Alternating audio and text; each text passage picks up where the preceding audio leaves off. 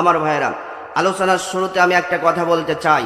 স্বৈরাচার দেশ থেকে পালিয়েছে, কিন্তু স্বৈরাচার দেশের মধ্যে নৈরাজ্য সৃষ্টি করার জন্য সব সময় এখনো পাইতারা করতেছে। সে দেশ থেকে গিয়েছে, কিন্তু তার চালাদেরকে ওই দাদাবাবুর দেশ থেকে বিভিন্ন রকম দেশের মধ্যে নৈরাজ্য সৃষ্টি করার জন্য হুমকি ধমকি আমাদের পার্শ্ববর্তী দেশ ভারতের দেশ থেকে দিতেছে। গত কয়েকদিন আগে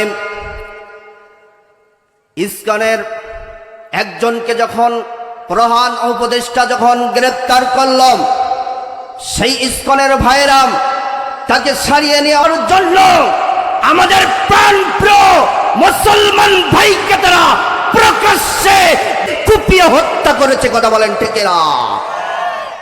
৯৮% মুসলমানের দেশে হিন্দুদের এত সাহস হয় কি করে মুসলমানদের কুপিয়ে হত্যা করার? কথা বলেন ঠিক না?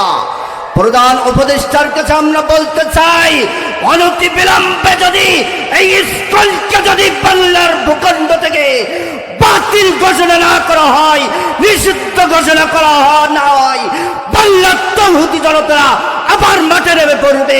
কথা বলেন ঠিক না?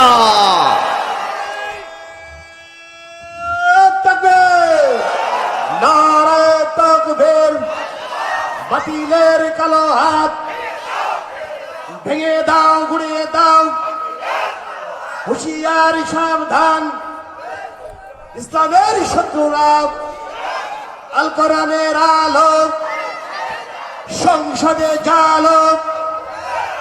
আমার নেতা, তোমার নেতা বিশ্ব নবী মুস্তাফা, নারায়ে তাকবীর।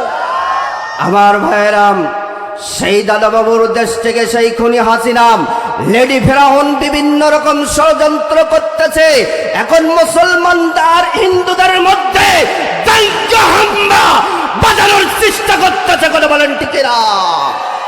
শুধুই তাই নয়, আজকের নিউজ, ইন্ডিয়ার হিন্দু দাদারা বাংলাদেশের অস্ত্র নিয়ে ঢুকে নাকি মুসলমানদের হত্যা করার চক্রান্ত করতেছে। কথা বলেন ঠিক না? আমরা বলতে চাই, আমরা ইব্রাহিমের জাত, আমরা ওমরের জাত, ওসমানের জাত, আবু বকরের জাত। এই আবু বকর যখন নারায়ে তাকবীর আল্লাহু আকবার ধ্বনি দিবে, ওই সমস্ত হিন্দু ইসকনের বাইরেরা, আওয়ামী লীগের বাইরেরা তুলার মতন পু দিয়ে বাংলার জমিন থেকে উড়ে যাবে। কথা বলেন ঠিক না?